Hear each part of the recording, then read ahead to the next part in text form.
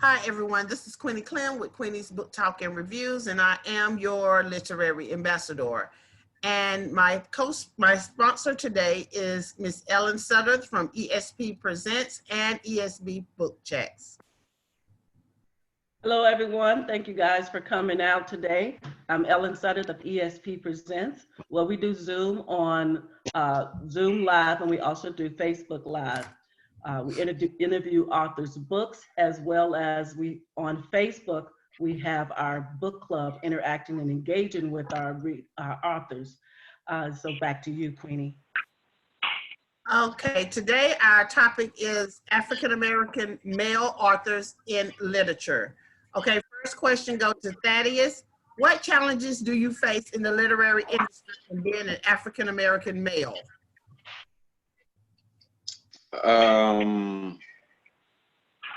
Criticism. I think mostly it's I would say criticism. Yeah, that's criticism. Do you want me to expound on it? Yes.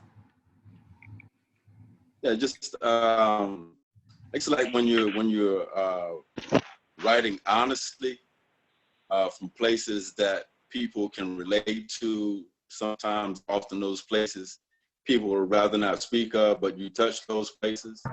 As a rather than people who find more space to criticize the truth than to face a truth and deal with their own demons, and so that's why I say like criticism, because I write from a place of experience, so I share a lot of my experiences in the book. So there's a lot of, criticism rather than open understanding. Definitely criticism. It's a challenge. Yeah. Thank you. Tito, can you answer that question also? What are the challenges you face in the literary industry from being an African American male? Well, actually, one of my challenges is trying to get more African American male readers. 99.9% of my audience are females, and I write in all genres. So most of the time, when I'm doing expos or signing events, it's mostly all female. And even if a male is present, one of the saddest things I hear is I don't read. So that's a challenge to me of trying to get more of us African American males to become, to get into reading before you go to jail in the free world. All right, thank you. Anybody else would like to answer that? Well, I would have to agree with the comment about African American males reading and getting them to be a part of your audience, because with me also, I find that the largest audience is the African American women, but the African American males are not very strong readers for some reason. Anybody else? Hello, can you hear me? My name is. If I had a situation I would chime on with would be the biggest challenge I see for most male authors is trying to get is just to get noticed as a male author. It's like if you come out as a male author, it's like, wow, what I'm saying, you get literally shunned. You don't get as much quote unquote love as anyone else. And I don't see that, because male authors, especially African male authors, have been, for years. Richard Wright, you got even Donald Goines, the one that started this type of genre. And now, you might see a couple. I'm seeing names, guys, now that I'm in awe of, because I've always, gravitate towards pushing male authors, but a lot of female readers and authors just seem to not get we don't get that type of love. I don't know. It's, I'm not saying it's a bad thing, but that's one thing I've noticed, and it's hard to get past that, sometimes. Okay, Miss Ellen, you go with your question number one. Okay, you guys are pretty much in the same vein of what I was going to ask you. What is your population of readers? Is it more male than female? And being that female are known to be authors more so than our male counterparts. And so could you elaborate on that just a little bit more? I would start with Neil, is the one that had to go pretty soon. And thank you for being here. Well, I'm not the one that has to go very soon, but I will go forward with the question. You know,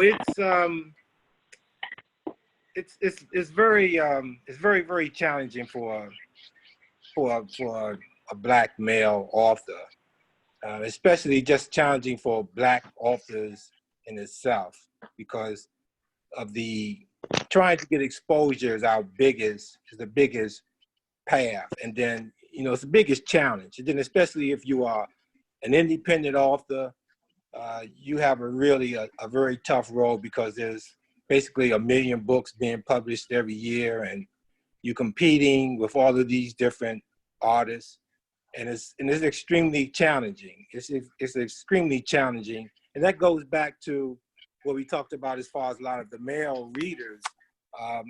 Black authors, male authors, are writing a lot of good work that can relate to the black males, and that black males need to read to help them as they move forward in life, because that's what writing is all about. There is some underlying knowledge in all of our stories, no matter what the genre is. There is some human and self-development applied. Okay. Galaxy phone, I said I was going to remember your name, but same question, and then I'll ask you another question after you finish that one.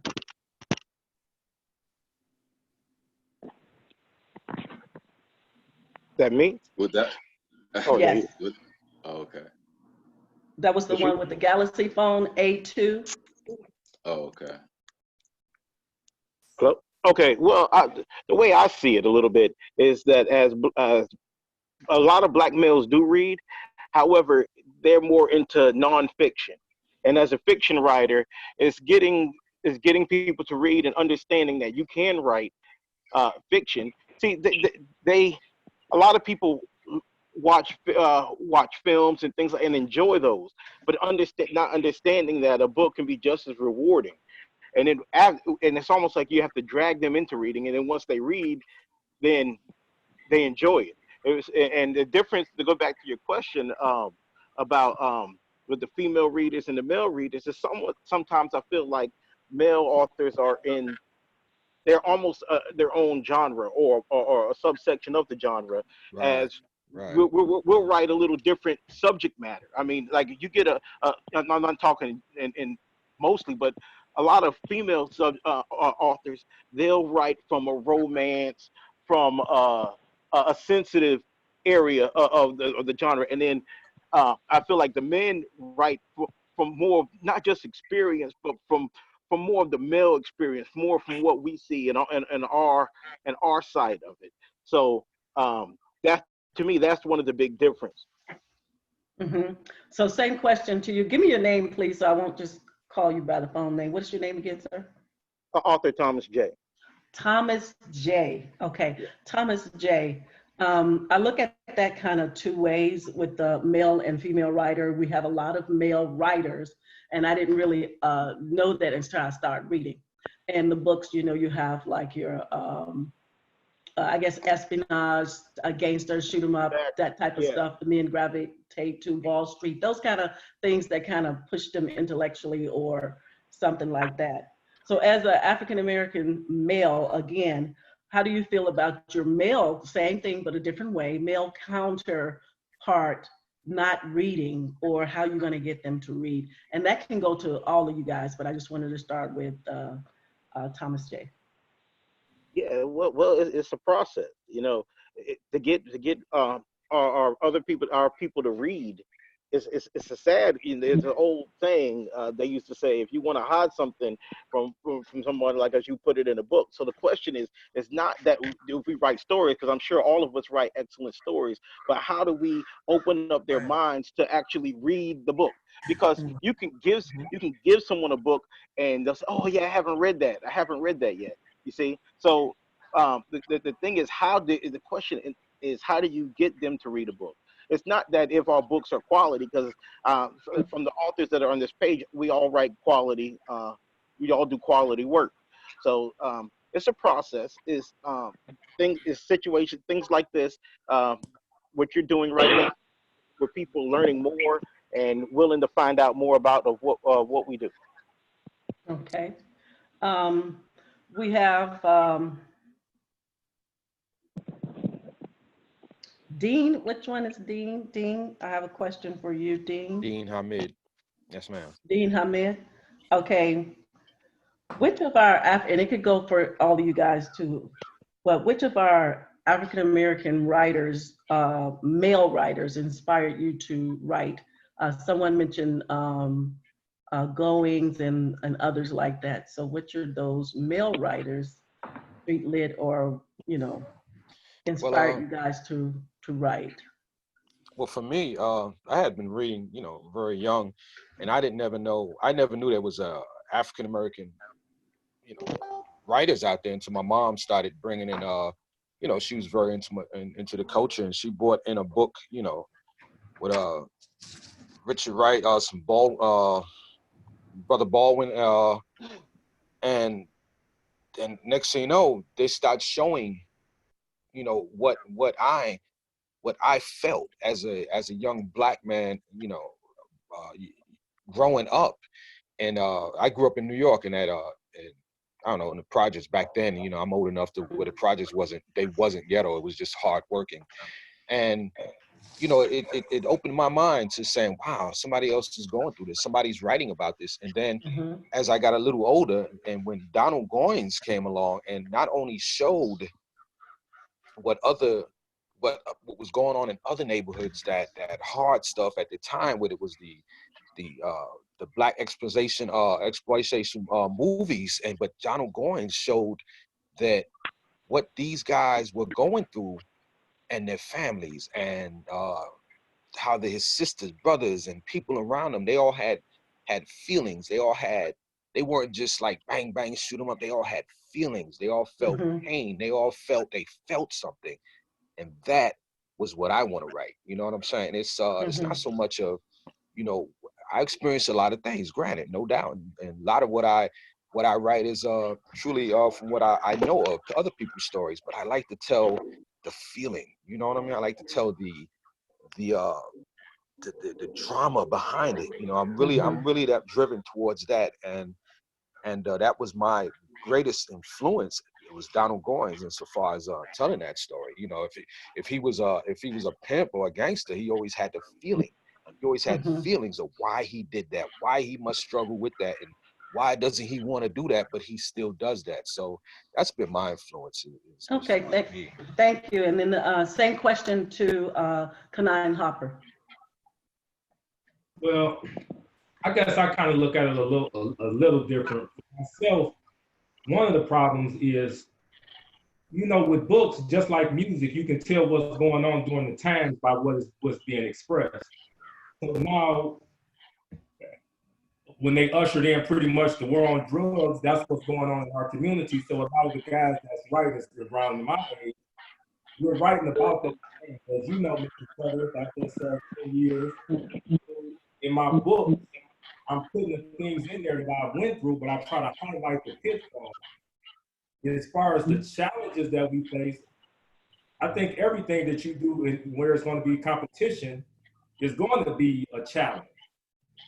But to get our kids to read, we have to start reading to them as youngsters and introduce them to books, because you can't expect the kid to dress up at 17 years old and don't stop reading. One of our guests, he spoke on, you know, before they get to prison. Well, there's reading going on in the home. You know, you can't just expect that to happen, especially in today's age, because they want to stay on them phones all day, every day, social media. As I don't know if you remember in my book, Loyalty Has No Gray Areas, I had the character Jalen. Remember, he wouldn't sleep with the woman because he said there was no books in the home. Yes. And the reason I put that in the book was because I want my readers to be like, to look and say, look, have more about yourself, understand the importance of books, and understand the importance of reading. So that's just the way I see it. always kind of thing that you do, and you just have to Okay. move forward. Okay, thank you so much. And this is for Thaddeus and Neil. This question is for you too. Do you get any slap back from males? It's sort of like the other question, but do you get slap back from males, you being an author, a Black male author?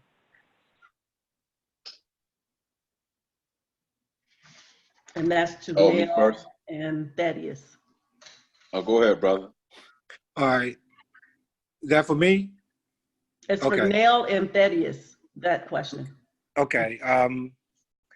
Well, I can't say that I get any feedback as far as any negative feedback from, you know, what I write about. It's my debut novel, and what I write about is it's taking a picture into themselves. It's taking a look into yourselves and seeing what your life is. It's like when you look at your life in the mirror, you see moments of happiness and sadness, life and death, and things that make you question the fairness in life. So my book kind of like touches on a little bit, and it's just like the realistic fiction, as one of the guests was talking about, how a lot of brothers like to read nonfiction. My story is a very realistic fiction. Even though it's fiction, it has a lot of nonfiction to it because of the philosophy that's involved in the spirituality. So I can't say that I haven't received any negative feedback from any of the male readers. If they get a chance to read it and actually read it, they actually find that they enjoy it because it comes from their perspective and they can relate to it. Okay. Thaddeus? Yeah, I haven't had any negative feedback from any male authors either. So I think if anything, it's mostly, you know, like sometimes women, the sisters, there's a little bit of slap back, but nothing from the brothers. Okay. This one is for all of you guys, and I want to start with Hakeem. I haven't heard from him. Those that I haven't heard from, what's your opinion on Caucasian writers writing a book about Black experiences? That's a good one. That's good. Hello, can you hear me? Yes, just let me know who's Hakeem first. Okay, this is Hakeem. I'm not sure if my picture's up, but as far as Caucasian writers writing on Black, it depends on what they're writing. If they're writing on the Black experience, I'm not sure if they're qualified to write on the Black experience.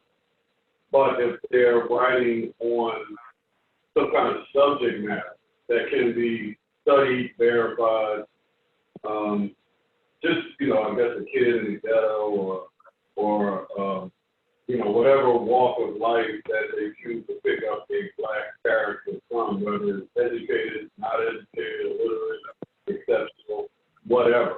Just, and I would think in every work that they would study it and make sure everything is verified.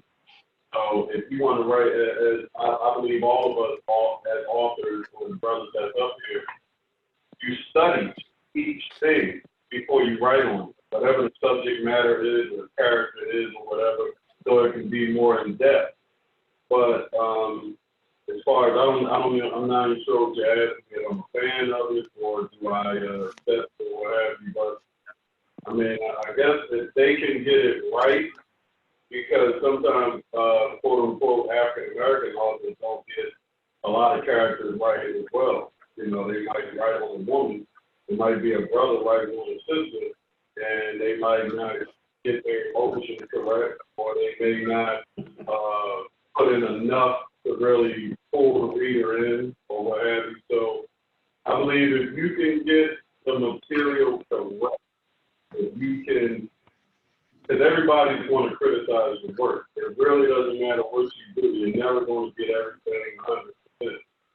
So if they can get it right, I guess more power to them, because when a thing wrote, I had characters in my book that are Caucasian. So I don't know if they say, oh, well, Blase doesn't do that, or a white man in the suburbs might not live like that, or a white man in the middle class might not live like that, or talk like that, or what have you. So I guess the criticism will go both ways. But in writing, you definitely want to get it right. So you definitely want to do your homework before you put any work out there at all. Okay, thank you. And then it's Arthur Thomas J. Yeah, I just want to just second what he said. I completely agree with him. But it breaks down to this. As African Americans, we have a unique ability to write from our perspective, right? Because we live from what we see. However, unless he's writing a book called The Struggles of a Black Man, I mean, as far as fiction goes, a character is a character. And we all have pride in our heritage and who we are and our background. But to me, a character is a character. And one of my favorite Caucasian authors is David Baldacci. I mean, if you can write, you can write, and it's just respecting the writing skills. You know, no matter like even like if you go to singers, you get, you know, if Whitney Houston was white, she could still sing.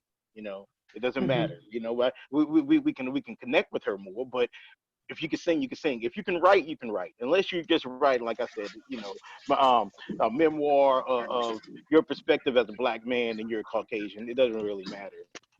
Okay, thank you. Kanine, we'll have Kanine and Dean to answer the same question. I'm in agreement with the previous authors. You know, when you write, if you're good, then you know we're gonna like it. But just don't try to speak like you can speak from our perspective. You know, you can't do that, because you sit in these shoes, you can't write about it. You know, I would be against that. But other than that, I read a lot of authors. It doesn't matter. I'm not going to limit my reading to race or gender. I want to read a good book, and I don't care who writes it. And when you write fiction, you definitely can do what you want to. But you know, you can't go too far when you're trying to act like you know what it's like to be a Black person. Just like I can't write about white privilege. I don't know nothing about having privilege. You know, so I agree with that. Thank you, Dean. Nah, he's right. Question. I mean, he's right. You know what I'm saying? I like Patterson, Baldacci. That's mine too. I like him, but at the same time, I can only write what I know. You know, I stick to what I know. That's why me personally, I don't necessarily dump into the big romance thing, because I'm sorry. You know what I'm saying? I can only write what I know. You know, so if I were to do something like that, it would, you know, I was faking. So therefore, the same thing with white writers. If they write on the Black experience, you know if it's real or not. You can see it in the writing. You know, you can tell it's fake. You know, so or either they'll have a ghostwriter or something like that and might stamp their name on it. You know, but I'm like the brother, man. I don't see it, but they want a piece of that money. It's all about money. They just want a piece of the money that's generated. That's what it's about. It comes down to, you know. Okay, thank you. But one question I will say, one question, if you don't mind, I would say, it's easier for them to cross over to us and get accepted than it is for us to cross over there. You know what I'm saying? We catch hell. We catch hell trying to cross, but they'll come over all day long and be accepted, you know, and people even pick up their books, you know, and ignore us in the process. So I'm just being real with it. I'm good. Now, the funny thing is, to expound upon that, a lot of times, I do a lot of festivals, multicultural, Caucasian, African American, quote unquote urban fiction, whatever. I do festivals. Now, the funny thing is, a lot of times not all, but a lot of Caucasians will see 2 novels that I have with beautiful African American folks on it, and they'll just get right on by. You know, there's so a lot of them are biased just to the picture. You know, not just Caucasian and European, whoever. And then, like you said, they'll come over to us. It might, you know, an African American or a person of color, like whoever, Caribbean, will walk up to the table and see white characters on the book, Caucasian characters, European characters on the book, and still pick it up and show interest and probably buy it. So it's funny. It's like, why don't you want to know? If you want to know something about somebody, go to that somebody. Like you have your thoughts of how they might be, but here's a book right here. This is one of the layers of how it possibly is, or how that person actually is, instead of having your trusted view. You know, that's the only thing I see. It's funny how when you go to a lot of festivals, they walk right past it. They'll just look at it, and I can see it in their eyes. They're like, "Oh, I want to read that." And just go to, you know, something with a, you know, poetry or something. Okay. Thank you so much. Back to Queenie. Okay, my next question is, can y'all hear me? Yes. Okay. What were or are the struggles of getting your books published by a publishing house versus a self-publishing? Neil, excuse me. Okay. My original approach was I was taking the traditional publishing route at first, and I had a conversation with a agent who informed me that once the contract is signed, then I had no more control over what happened with my book. As far as the editing, anything was just gone. So I didn't want to lose control of my book and my work. So it meant more important to me to have my work done as I wanted it. But I went the traditional, I went the self-publishing route, which is a big challenge because of exposure, trying to get exposure. The advantage of the publishing houses is that they have the marketing tools that they can help get your book exposed. Unfortunately, when you're in the self-publishing, it's a lot harder to get your book exposed to individuals, becoming a new author, trying to become known. So that's a very, very big challenge. So it really comes down to if you want to maintain your control. And as a self-publisher, I'm happy with maintaining my control and trying to get it done that way, which is the very hard way. Okay, Dean, same question, please.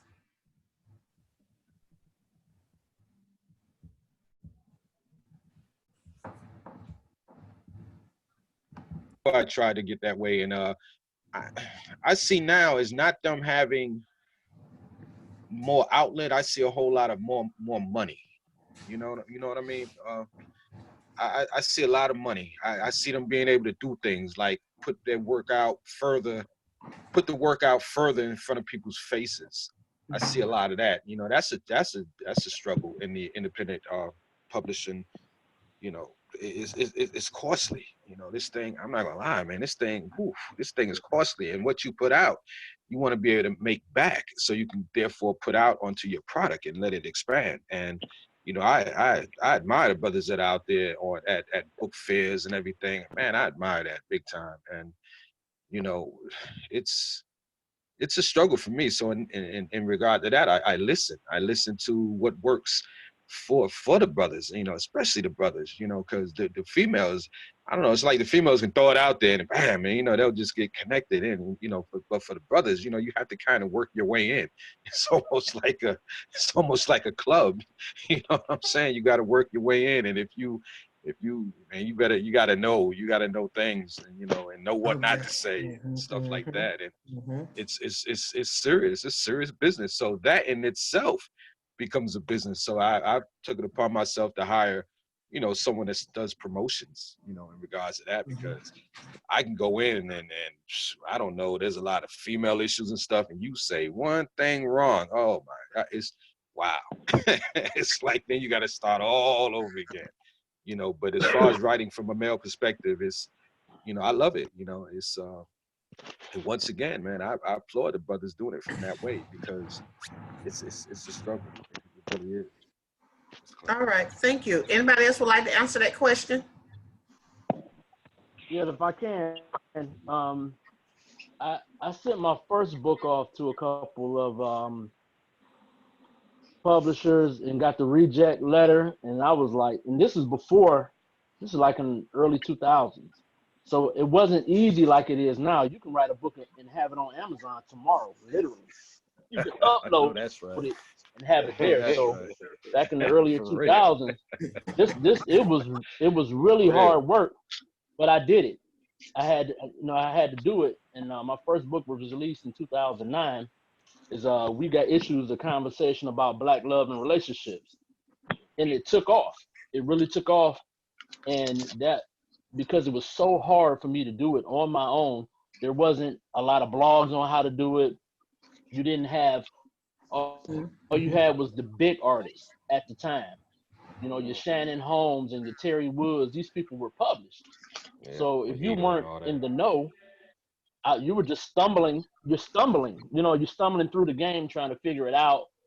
But what I like about it, like the other guy said, other author, I'm sorry, that you maintain control, but you learn the game.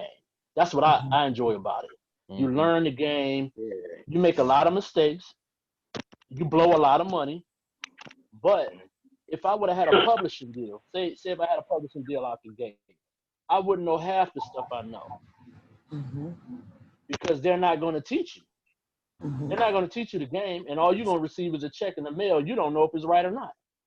So I know when I buy my author's copies for $4 and I'm selling my books for $15, I know what the cut is.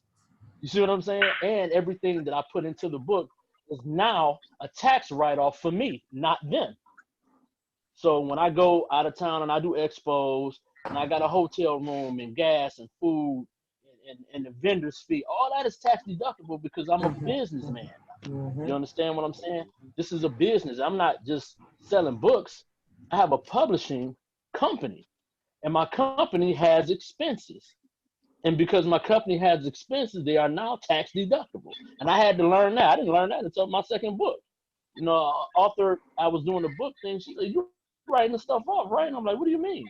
She said, "Oh, you can write all of this off." I said, "Really?" So I had to learn this. I was just excited to have a book out and selling it. And I'm spending thousands of dollars and selling the book for $10. And I'm thinking I'm in the game now. But now I'm on my fourth book, and I'm not saying I got it, but I got the rhythm of it. You understand what I'm saying? So now when I do my taxes, it's a whole new game. And so when things come up, like the Atlanta kickback that I'm doing, it's not a problem. Yeah, I can get off work and shoot to Atlanta, spend the money, do what I need to do, capture a new audience. I know that I'm gonna spend some, I'm gonna make some, and I might not get it back to January of next year. But I learn along the way, and I get to have the control. It's the best of both worlds to me. It's the best of both worlds to grow it from the grassroots. The publisher is the quick way, but I think just like any business, you sell your soul. With record deals and movie deals, you get some money up front, and that's all you're gonna get. You're gonna get what they give you, and then you at their beck and call. You gotta be here. You gotta be at Barnes and Nobles here, there. You know what I mean? It's what they set up is what you have to do.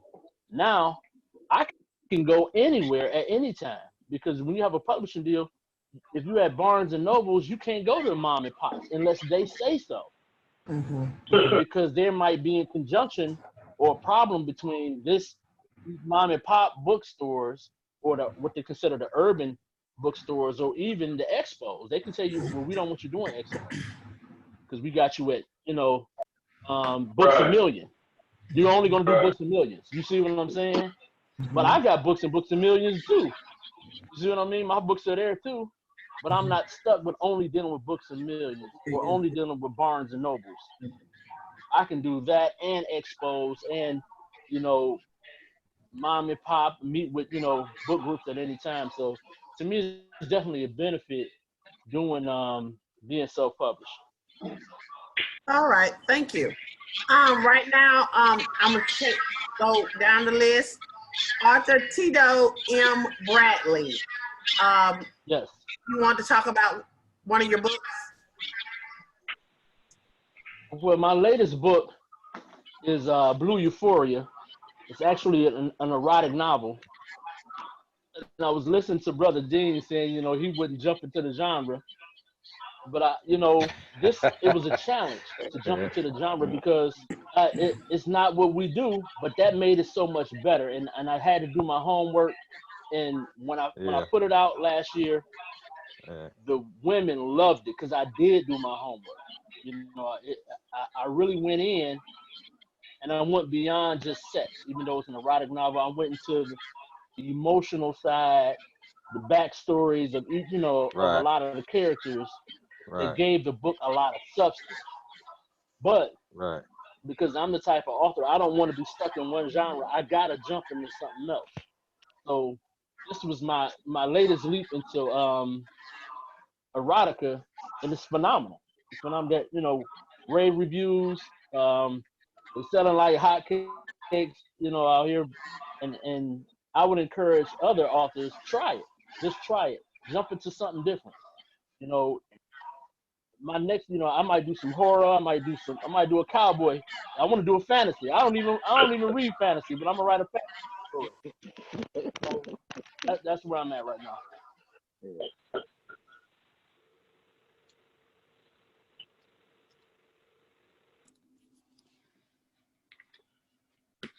I'm done.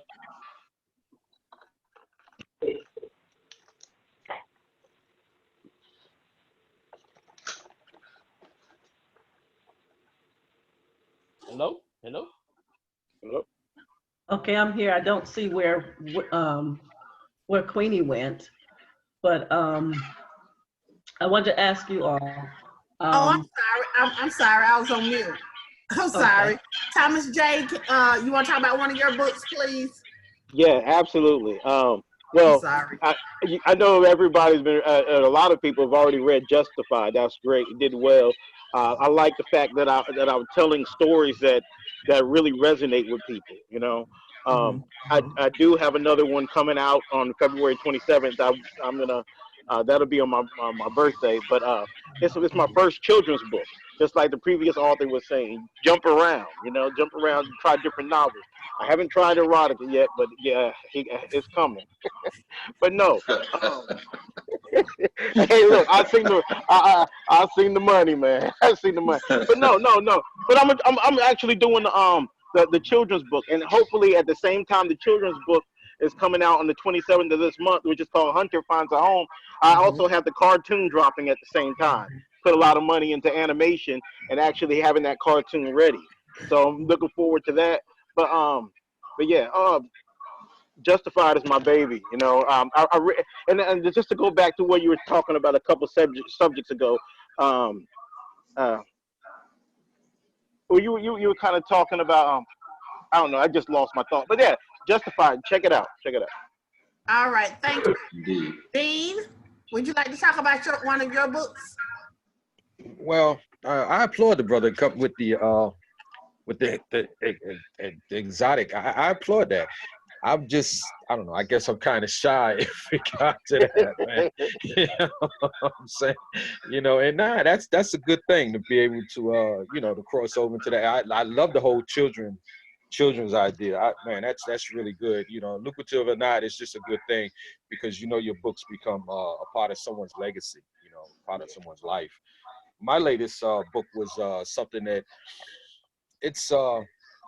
I had it retitled, and it's the first title was called Dunya to Do or Die, and I'm having it titled with under Empress for Life called Brooklyn to Do or Die. Now, the story tells, it's a 3-part series that tells the story of a family, an African-American family that goes through the struggle during the 70s, the period of the 70s with the struggle, the nationalist struggle. Then it goes through a period in the 80s with the struggle with the crack cocaine scourge, and then it goes through the struggle after that with gentrification, all in the and then location is in Brooklyn. And the reason why I chose that, because not necessarily because I'm from there, but because I've seen a lot of people, you know, go through things. I mean, you know, people talk about, you know, I don't call it the hood. I just call it the place I grew up in. And, you know, I've seen people go to college. Some people have had, you know, lucrative careers in business management, stuff like that, everything. And it's funny how you see someone when you're young and you say, oh man, that guy's nothing. And then he's the one that becomes the guy that goes on to make money on Wall Street, stuff like that. So I wanted to tell that story. You know, I wanted to tell that story of how we go through things as a family, as a Black family, as an African American family, and that, you know, not necessarily the drama, the struggles, why we do things, you know, the decisions that we make, and that's what this book is about. It's a 3-part series that I really want to. I'm pouring my heart into, and I want that to be, you know, as far as for Dean Hamid, one of my legacy books that will be here forever. You know, that tells the story of us as an African American people and me, you know, and my family, their struggles. My dad, when he was a construction worker, and all the other kids' dad came home with suits, you know, coming off the train. And my dad had you know, he was dirty and everything, but I ran to him just like everybody ran to their dad. You know, I was proud of him, and I wanted to show that, you know, that feeling behind that, you know, and that's what I wanted to do at this time, you know. Now, you know, later, you know, I thought about jumping over, but if I jump over, it'll probably be more into like mysteries and suspense and stuff like that, because that's the type of stuff I like. You know, I like a good old paranormal. I like, you know, I like little horror flicks. I like, you know, stuff like that, you know. So I'll probably jump over that when I get unscared, because you start writing that stuff and you get like, okay, you know, you watch Ouija and like, do I really want to, you know, write about this? And, you know, things like Candyman, do I really want to say Candyman 5 times? You know, so that's the type of stuff I wanted people to read, the entertainment, man. And I'm sure, man, I am so thankful for you brothers out there, because I watch you guys, man, and I'm very in awe, very impressed to be part of this, because many times I wanted to like say, man, I'm tired of this. And then there's you brothers, man, I see your books, man, and I'm like, nah, I can, if they can do it, I can do it, you know, and I want to be part of that community for brothers, you know, writing books, man. So know that, man, I got much love for y'all and much respect. Mutual, bro. Mutual, man. All right, thank you. Thank you. Hakeem, you want to talk about one of your books? Well, my latest work was the Littered Field, and actually before that it was the Purple Orchard Syndrome, where I interviewed 12 men between the ages of 21 and 71 on their experience growing up without a father in the household, tell them about their trials, tribulations, and their triumphs. Wow. And going back a few subjects ago, it's funny when I give that spew, a lot of brothers shy away from that book. I guess a lot of folks, and I was talking to another colleague about this subject, unfortunately a lot of folks shy away from personal issues. They want to, that's why reality TV is so big, because it's actually not reality. It's just a bogusness. So they like the Candyland type of deal. They don't want to go into themselves and dig deep into themselves, because it's scary. I mean, some of us had a lot of stuff going on in our childhood, some good, some bad. And unfortunately, the bad gets mad, and then it never gets dealt with.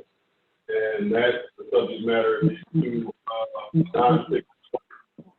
And then to piggyback on Purple Orchard Syndrome for the women, it was kind of like a retort. I interviewed several women for Littered Field. And I interviewed several women and asked them what was their relationship with their father, and correlation to the men that they chose in their lives. And then a lot of women shy away from that book. Because, you know, a lot of people, a la Jack Nicholson, I'm sorry, they can't handle the truth. A lot of people don't like to hear the truth about themselves. And I mean, if the truth is bad, why wouldn't you want to expose that, not to the world, but to yourself, confront it, and then maybe you'll come out with a better result for yourself instead of being stuck. And that's what these two books represent, just something for you to deal with yourself privately on a whole nother level. Just dig deep. And a lot of times it's flip-flop because a lot of men get little feel to try to understand or better associate themselves with a woman, you know, to get that in line. To be like, oh, okay, this is why she's going through this, or this is why, you know, beyond that issue, there's different things that's going on with her. And I'm no expert or no doctor. I just study human behavior and I do a lot of research and reading. So that's where these perspectives are coming from. These biological and medical, different medical reference, focus, sorry. So a lot of women get purple orchard syndrome. The same thing. I understand why my brother is going through different things. Why does he have a mood swing? Why does he treat me like this, or why does he treat himself like that? Why is this man or this woman self-medicating? Why is this person depressed? Why is this person non-social? You know, those type of issues that unfortunately that is not just in our community, but in every community that you just dig into it. Possibly go to a therapist, counseling, or what have you to get at it professionally. But sometimes you can just get at it yourself and just dig deep into it. Just to better understand yourself, better understand your situation, conquer it, and move on with your life in a positive fashion. All right, thank you. Neil, you want to talk about one of your books? Well, yeah, my debut novel, Mirrors of Life.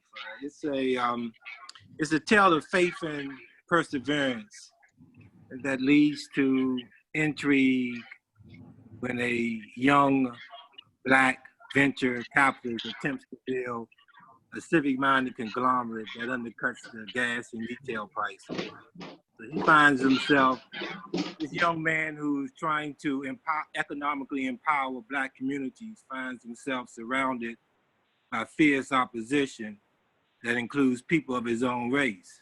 He discovers that there are a lot of Black people who are also on the side of the greedy, selfish powers that be of the 1%. So he has that challenge. So he got to figure out how he's going to prevail against this.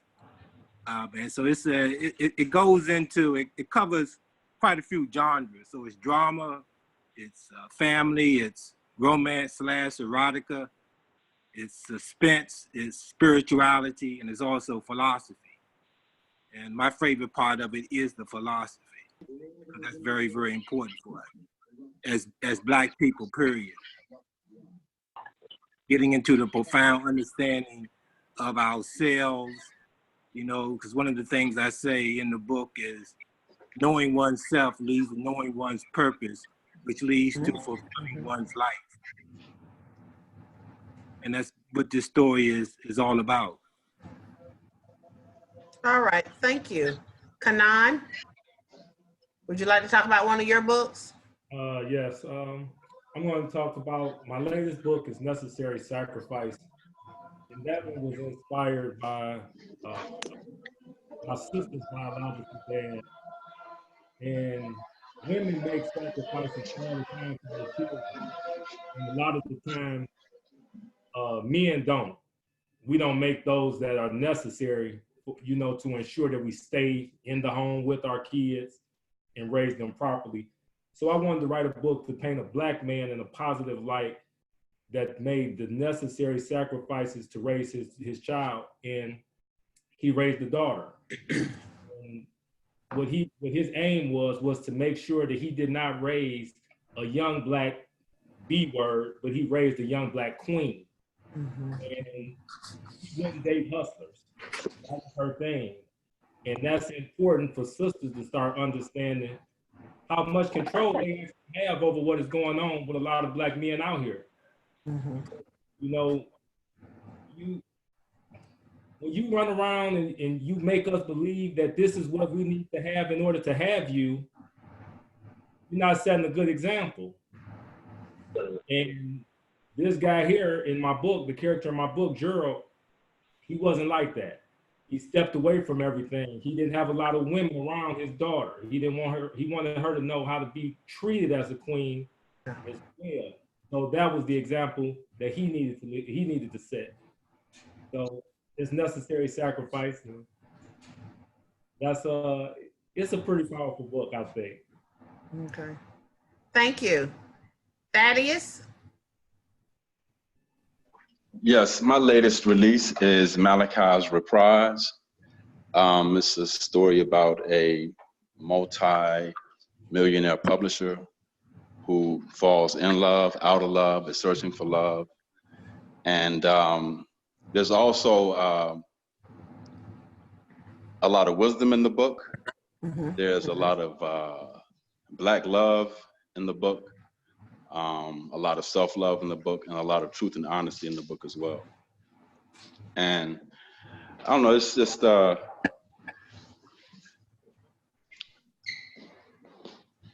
there's, I guess, like your any of your other books, there's like there has its twists and turns, but it's I would say give it a read. It's something totally that's like what, just echoing what brothers were saying before, something that's necessary, and there's wisdom in it, and there's something beneficial in it for not just, you know, like the individuals, but for the collective of the people, especially the readers, you know, for being honest with ourselves and, you know, taking in what we're reading. Thank you. Thank you. Okay, I have one more question before we go. And it is, what is it like to be an African-American male in a dominated Caucasian male industry? And anyone can take that if they like.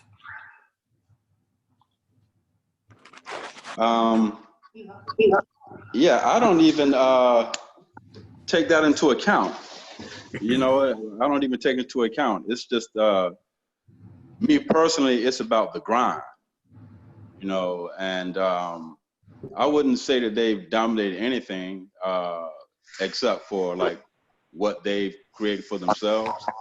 But we're essentially in control of, you know, like of our own creative power, our own economic power. That's, you know, that's us. That's our responsibility, what we create, what we generate.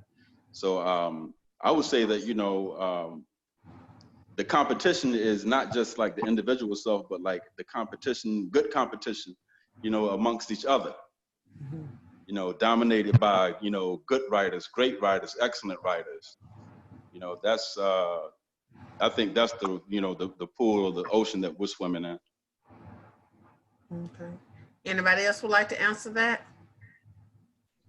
Well, like the brother said, I don't take it into account because navigating this field is easy when you've had to navigate from our inception is designed for us to fail. So navigating through life is much more of a challenge. So, you know, breaking into this field, that's really nothing. I don't worry about the others. I focus on me, and my confidence in myself has me to believe that as long as I do what I'm supposed to, nothing is gonna hold me back. I've been my worst hurdle in life.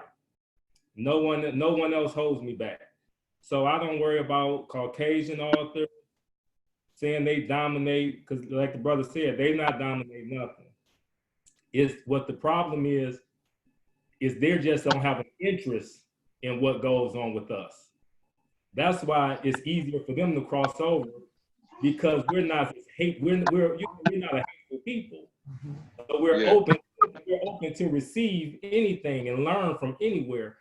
But when you're guided by such hatred, you don't have an interest in learning. And then it goes back to what one of the other brothers said, truth. Truth is a bothersome thing. When you have to sit up and hear about yourself, it kind of makes it hard for you to try to deny what you really are. So that's why we're not having a lot of crossover success, because we're telling our stories. And they don't want to hear that they've set up a system to, to flood our communities with these drugs and to tear us down. They don't want to hear that. And our books are a byproduct of what is exactly happening. All right, thank you. Anyone else? All right. I would like to thank y'all for coming in today. I really do appreciate it. Is there anything anyone else would like to say before we close? I want to say thank you for having me. Am I on? Tito? Yes, go ahead. Tito, go ahead. Actually, I was going to say thanks for having me as well, but I will be looking up all the other brothers' work. Most of the time when I'm at book fairs or events, I'm the only guy there. So I'm like super excited to see so many brothers putting, pen to the paper, so to speak, jumping on the computer and making it happy. And if y'all don't hear from nobody else, I'm proud of y'all. I'm proud of everybody that showed up today and shared their work. I wish everybody the most success, however you want to move it, if it's publishing or self-published. In some way, we need to connect because, everybody's in a different place. When it's an event in your town, I want to come. When there's something happening in Cleveland, I want to be able to say, hey, man, come down. We're about to have an expo, because the more of us that they see, the more it becomes normal. It becomes regular. When they see me at the table, they're so excited. And they're like, oh, wow, you wrote a book? I try not to, I'm not offended anymore because I know it's a rarity. You understand what I'm saying? For them to see it. You understand? Yeah. But when they see a lot of us, like all of us here, it's unheard of to the masses because we're usually individuals, spotted. So, congratulations to all the brothers again. I wish y'all much success. Author Tito and Bradley, my name is easy. Just Google it or put it on Facebook, Instagram, inbox me, give me your information. And, direct phone number. I ain't talking about that crazy mess. Holler at me directly. Area code is 216. When they run it back, y'all can call me directly and I share my wisdom that I have, and I'm gonna pick your brain to see what you got that I can use. But That's what's all up. right, peace, light, and love. Much love to all y'all brothers. Definitely was a pleasure. And thank you, ladies, for putting this on. And I look forward to doing it again with these brothers and many more. It's definitely an awesome opportunity. I thank y'all all for just us having this community and positive time. It wasn't nobody cursed and nobody got smacked, nobody got crossed the back, nobody got a glass of wine thrown in your face, whatever. Yep. Now, I want to infinite gratitude to you, sisters, for inviting us, to share our thoughts and our work. And essentially, just to meet. So I do plan on, checking everybody's work out, and I'll be in touch with everyone in sometime soon to some degree. Reach out to you all, man, and let's see what we can, let's just build a little bit, as somewhat of a collective, man. It's, we aren't promised a whole lot of time, but like we promise what we have, so let's do what we can, what we have, man. This is not by chance, so bless. Thank you. I like what you said about this is not by chance, because that's something that I really, there's no such thing as coincidence. Coincidence is a secular word. All things are delivered by God. So he brought this about. I want to thank Queenie and appreciate the opportunity that you provided for all of us brothers here to get a chance to meet one another. And also I want to connect with all of you. I want to speak to you. So I got to figure out how I can get everybody's information so that we can chat. and maybe even get together. But this is a great opportunity for me. I really appreciate it, and especially listening to everyone. I learned a lot. So it's good to see that there's a lot of strong brothers out there writing in different areas and bringing forth the word, which is extremely important. Thank you very much. You're welcome. Thank you. Gratitude. And I also had a great time. Thank you, Miss Queenie, Clem, and Miss Sutter. Yeah. Sutter. Had a great time, great opportunity. I'm glad. I just want to be known to have been, when it's all said and done 50 years from now, I want to have been known to have been in this great genre with this great group of people and this great group of authors. I just want to be part of that. And you know, you guys are phenomenal. When I jumped in this and I started, I was in awe. You know, I was in awe. And to be part of this is a blessing. It's truly a blessing. It really Thank is. you. And I learned so much from you guys, man. And it's beautiful. It's a very beautiful thing. And with all you guys, whatever genre, it's like, yeah, you know, we're writing, you know, we're doing the things to push our people.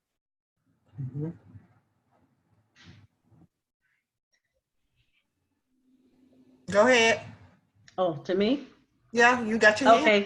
Okay. Guys, thank you so much for being here. And I just wanted to kind of pour into you guys. I got a chance to speak with Kanai, and I'm working with Hakeem. But what I wanted to say to you guys, you can ponder this because I know we're going to be getting off. We probably did our time just a little bit. But I want to say to you guys, I'm a daddy's girl. My dad, he passed.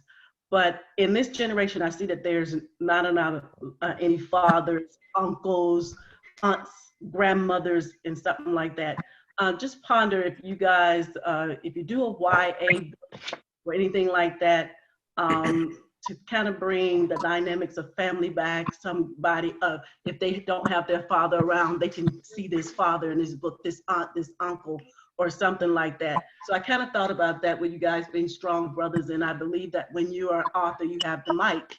And what you say in your book, it will, someone's reading it, someone believing in it. So that's what I wanted to say to you guys. Thank you so much. I haven't read all of your books, but I am looking at it, and I like your book cover. Thank you for that. Thank you, men, for being here. And that's what we need. We need more male writers. They are writing, but like you said, they're kind of scattered.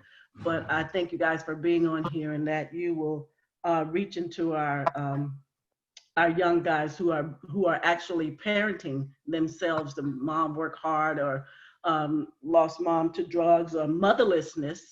We talk about a lot of fathers. And I also want to say this too, to end up, you guys have not changed. We changed. And I just want to say I apologize for being, as a woman, how we're treating you men, like you're dogs, you this and that. You have not changed. Some of the women, they have this ideal man that they raise their sons to be, but we need the fabric of a real man, not because of their male parts, but also we need some strong men out there. This I saw was great to see you guys just kind of bond. I love the relationship of brotherhood. I really do. And I don't just mean color, but I mean of men. I think men are just beautiful the way you guys' relationship is. So thank you for that. And thank you, Queenie. And it's back to you. All right. Thank you, everyone. But before we close, when we shut it off, I would like to say something to y'all after we finish recording. Again, this is Queenie Clem with Queenie's Book Talk and Reviews. Happy reading. See you later. Bye. Bye-bye. See you.